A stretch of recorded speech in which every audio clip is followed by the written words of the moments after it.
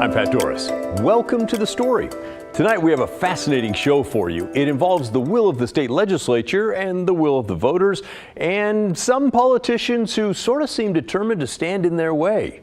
Yes, there is a lot to talk about tonight. We're focusing on deflection for people caught with drugs when recriminalization begins September 1st in Oregon. It appears there will be little change in Multnomah County, with the deflection program looking very much like the recently changed Measure 110. And that, my friends, is our big story tonight.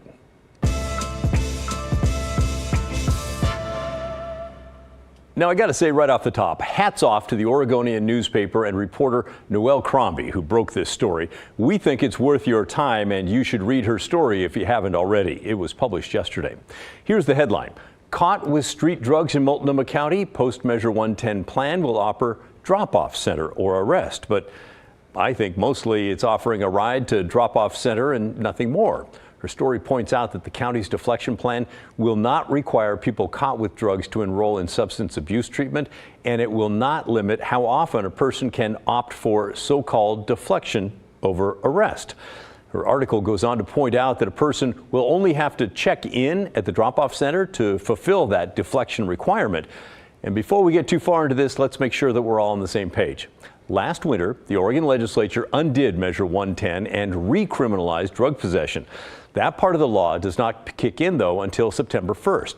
And as part of the compromise to get this through the legislature, lawmakers agreed that counties should set up a deflection program that would give people found with drugs a chance to get treatment and help. That's the deflection. They're deflected away from jail and into treatment. Some diehard supporters of Measure 110 hated everything about it, but many Democrats did support the plan and admitted there is a need for action.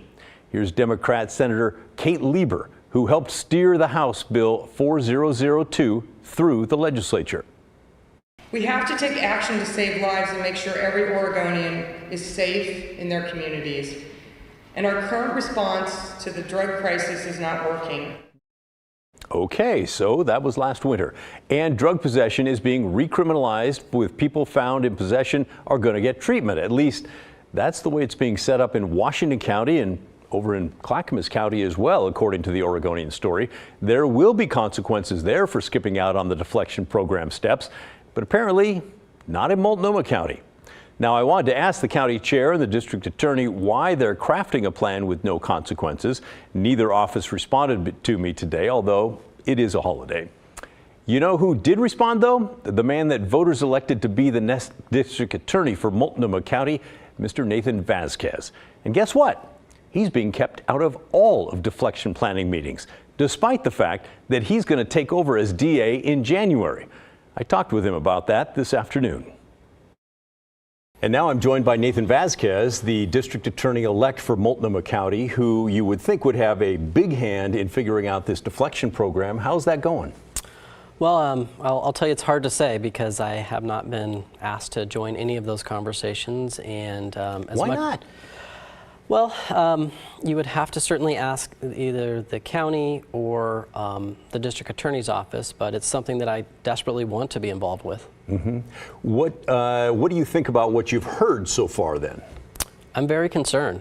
I think it falls very short of what the expectations are under House Bill 4002 and what the expectations are of this community. What do you think will happen if their plan goes forward as we're seeing in the Oregonian? I don't see this as a meaningful change from what we saw under Measure 110. I see it as going down the same path. It's a return to that failed formula. And in some cases, you could even say maybe it's worse. I mean, you're looking at a situation where, if it's true that they're going to do unlimited deflections, what message does that send? And, and also that the deflection is currently being proposed as being successful when they drop someone off at the center or whatever that they do. Essentially, there's zero meaningful accountability and there's zero meaningful connection to treatment. Yeah. And the people on the streets will know that very quickly. They wave to the police officer, they wave to the recovery center, and off they go. Yeah, and what I see happening in some of our surrounding communities is vastly different. I mean, it's just you have a system where the district attorney's office is intimately involved in the formation of the deflection program, and it has some real measures of accountability, and it has some real expectations that these individuals are going to be meaningfully engaging in treatment. And that's something that, that I'm dedicated to, is seeing folks actually get connected to treatment and to have that measure of accountability to see that we are making progress. And we've heard that from our viewers. I'm sure you've heard that from your voters, that people don't necessarily want these folks thrown in jail unless they refuse to get help, and then maybe you need a little bit of a stick. But there's no stick anywhere. Yeah, I mean, certainly the way that this is built and the way that the community has discussed it is that it's designed to have lots of off-ramps, all designed to get people into treatment, and that's what I want to see. But if it's going to be developed the way that's currently being discussed, it is really creating a revolving door that, I mean, it's really, I don't even know if you can call it a revolving door. It's almost like a roundabout where they're just going to be, swept to one different location where then I have every expectation they'll go back to where they started and we'll do it all over again. Why haven't you tried to get more involved? I have. I've certainly asked that permission from my office. I have been trying to talk to various folks about this program. I want to be involved.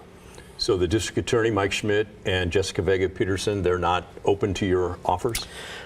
I don't know about the chair yet. She and I have had some good conversations, and I do believe that we will have a very collaborative relationship, and I really want to work with her office.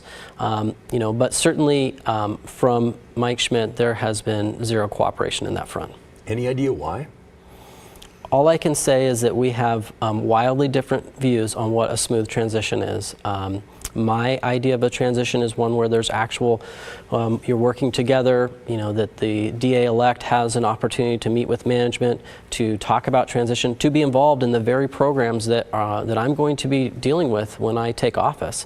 And I can tell you that we don't share that vision. Yeah, and your term doesn't start till January 1st, and he said he's going to serve out his term, which is fine. Mm-hmm. But once you're in office, then you're in there for 4 years. Yep. And what's being set up now by the county is something you're going to inherit and have to live with and answer to the public for. Yeah, and here's the other part. Yes, I don't take office till January, but this office still needs leadership. The district attorney's office needs a strong voice and needs to be a strong participant in this program.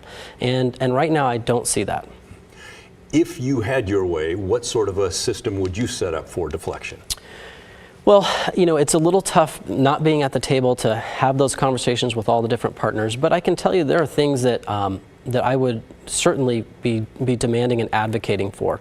Things like, it can't be unlimited deflection. You need to have a situation where, yes, we want to give people opportunities, but it can't just be a blank check. You can come back tomorrow, the next day, the next day, the next day. You need to develop a program that has real accountability, and part of that means that people are meaningfully engaging in treatment. Because if they're making zero efforts to do that, why are we even doing this? Yeah, there's nothing changing. Yeah. And I think even in Portugal, which is the leader that a lot of people like to look to, they do have consequences for not showing up for these panels that want to talk about what their issues are. Yeah. And it is a situation where, yes, I believe this program will evolve and change through time, but I don't think that means that we should start out by creating a flawed program. Yeah, all right. And do you, with your perfect program, people would have maybe 1-2 chances to skip a meeting and then there'd be consequences? Well, yeah, I mean, the way it should be set up is a question of when are you successful in deflection?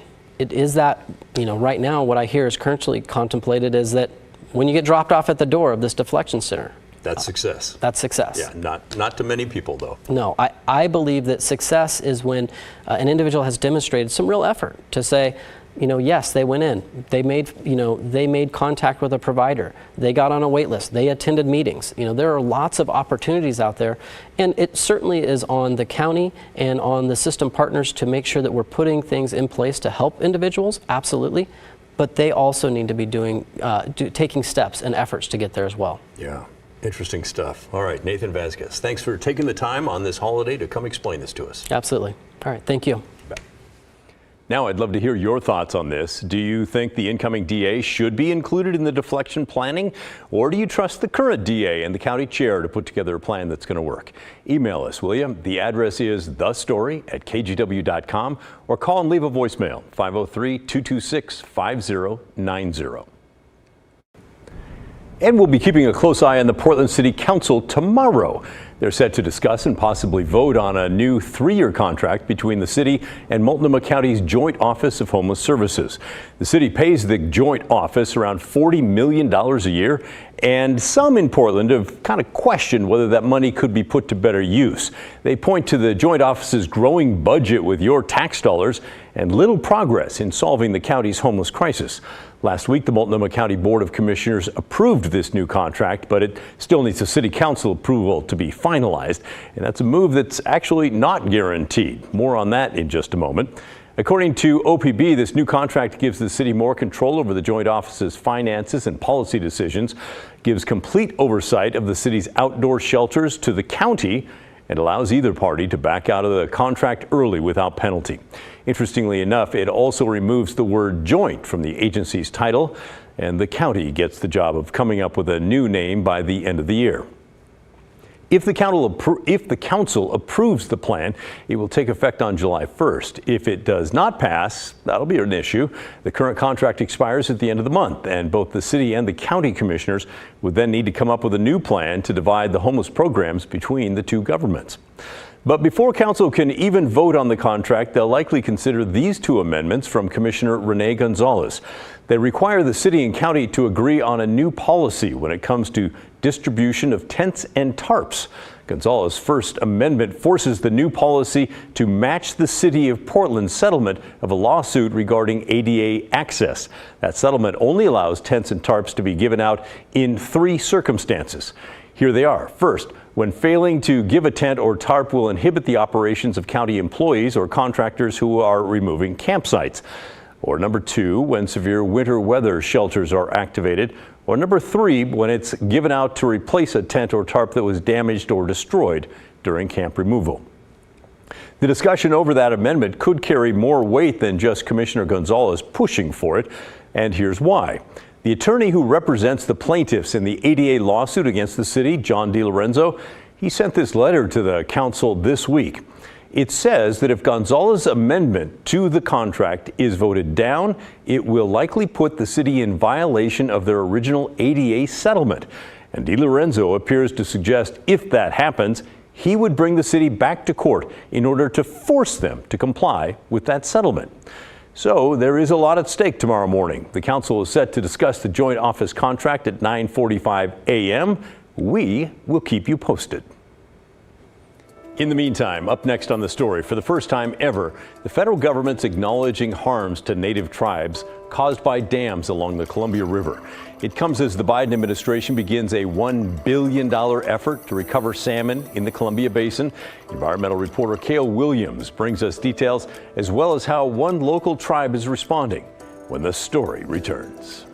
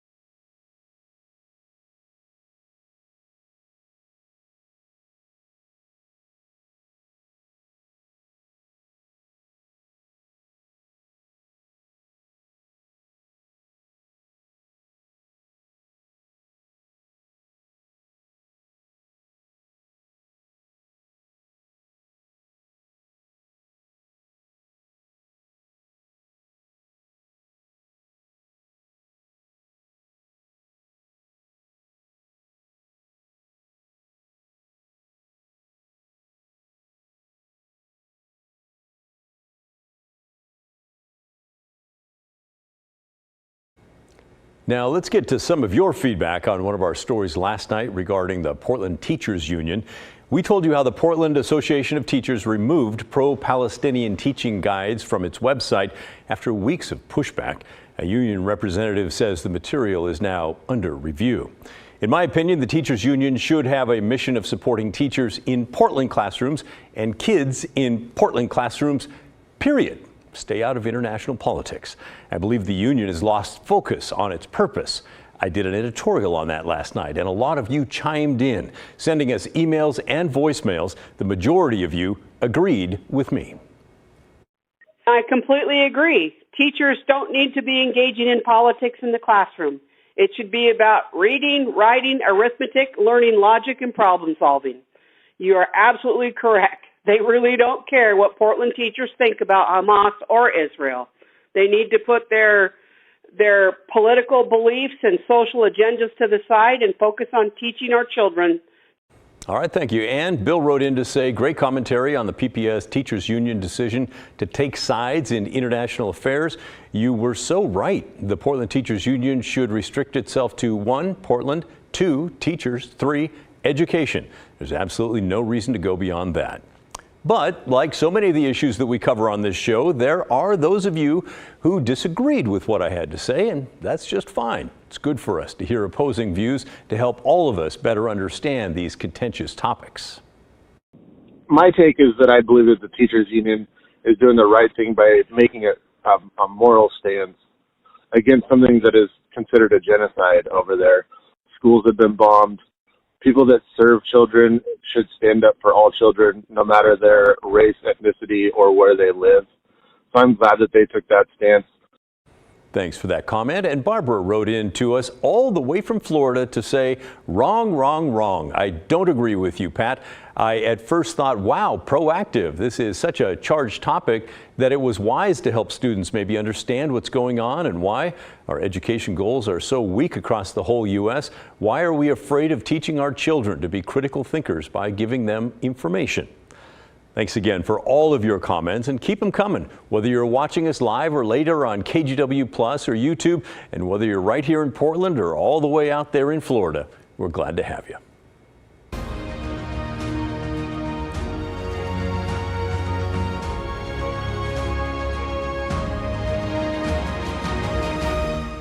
For the first time ever, the federal government is now acknowledging the ongoing harms to indigenous people in the Northwest caused by building dams on the Columbia River. And tonight, we're hearing reaction from the chair of the Nez Perce tribe. Environmental reporter Cale Williams has our story. When the dams on the Columbia River went up early last century, they held a lot of promise. Clean power, easy navigation, irrigation for farmers across the region. But those benefits didn't extend to everyone. The salmon was a trading material for us into the plains and up north and in all directions. And that was something that, is not there now. That's Shannon Wheeler, chairman of the Nez Perce tribe. On Tuesday, the federal government released a report on the damage done by 11 dams on the Columbia and Snake Rivers. It's the first time the government has acknowledged the harm that's been thrust on indigenous communities in the Northwest. The first of the dams began going up in the 1930s and cut off access to vast areas of salmon spawning habitat. Today, many salmon runs are a fraction of what they were before the dams were erected, and 14 species are listed as endangered. The lack of salmon in our waters have impacted us in several different ways, not only through sustenance, but health purposes and our normal consumption that we would have historically had. And the cultural importance of salmon to indigenous people can't be overstated. We as tribal members are on the rivers, in the water, on the mountainsides, wherever the salmon would generally be, our families would be. And so a lot of times that's where our language is spoken and the values of our people are instilled in our children to how we interact with the land. But the impacts of the dams go well beyond salmon. We know of 75 village sites that the Nez Perce occupied and had seasonally and year-round that are inundated. The dams also flooded burial grounds and cut off access to traditional fishing areas, a violation of treaties the government entered into with the tribes. Those cultural sites and village sites where our people have traditionally lived have changed, and an actual transfer of wealth has taken place here in the Pacific Northwest. This report comes as the Biden administration has begun a $1 billion effort to recover salmon in the Columbia River Basin. Wheeler sees the report as a good first step. Well, I think, we have to start somewhere. What we're asking for is some reciprocity here that, our tribe has ceded over 13.2 million acres of land and granted rights to the United States to move through our territory. The report includes a number of recommendations, including working harder to uphold the tribe's treaty rights and incorporating tribal perspectives into environmental analysis of new projects. It doesn't, however, include an explicit call for removal of the 4 dams on the lower Snake River, which tribes and environmental advocates have been pushing for years. Opponents of that plan say the loss of river navigation and hydropower would be hugely detrimental to the entire region. Wheeler acknowledged those challenges, but he hopes this report shows the other side of the coin as well. The average person shouldn't have to worry about turning their lights on or charging their phone and having, these added cost to it, but they must understand the truth of that when you do those things, you are impacting salmon in a way that is detrimental to a species that is on the verge of extinction. Cale Williams, KGW News.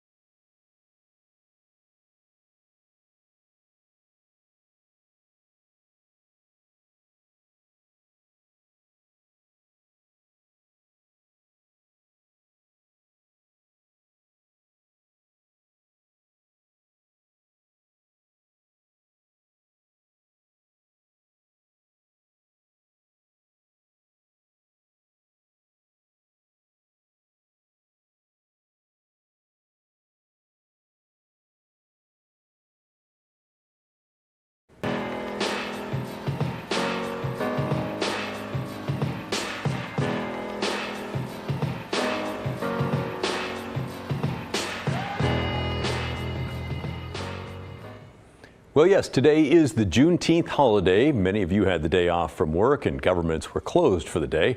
Many in the black community have celebrated Juneteenth for more than 100 years, commemorating the end of slavery in the United States and specifically when people learned of their freedom. Let's take a look at how we got here. After 4 bloody years, the Union defeated the Confederacy to win the Civil War and abolish slavery in April 1865. There were nearly 4 million slaves in the U.S. at that time. Union armies began marching through the southern states, freeing thousands of slaves each day. The news took months to reach Texas, the westernmost state in the Confederacy.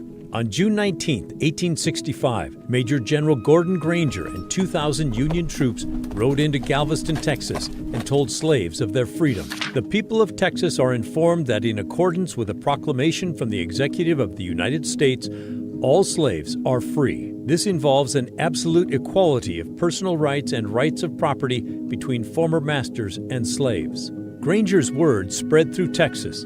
All at once, slaves found out the war was over and they were free. Their joyous, spontaneous celebration gave birth to Juneteenth. Juneteenth, a combination of the words June and 19th, commemorates when the last enslaved people in the South were finally set free. Many slaves were met with violence or death when they tried to leave, yet the promise of freedom extinguished fear and fueled generations of indestructible people. Former slaves gathered on Juneteenth the next year and the year after that, and over the decades, black communities observed the holiday with festive family gatherings, colorful parades, and bountiful barbecues. Texas became the first state to make Juneteenth an official holiday in 1980. Since then, all 50 states and D.C. also recognize the holiday. In 2021, President Joe Biden signed a new law commemorating June 19th as Juneteenth National Independence Day. Juneteenth is a celebration of independence, the day all Americans were truly free. And that's how we got here. Hey, that's the end of our show. Thanks so much for watching. And remember, the story, our collective story, that never ends. A programming note for you, by the way, we will not have shows for you this Friday or the following Monday. That's because coverage of the Olympic track and field trials down at the University of Oregon are going to air instead, and that'll be great to watch. But we will be back next Tuesday. In the meantime, the good stuff's coming your way next, and I'll see you right back here tomorrow night at 6:30.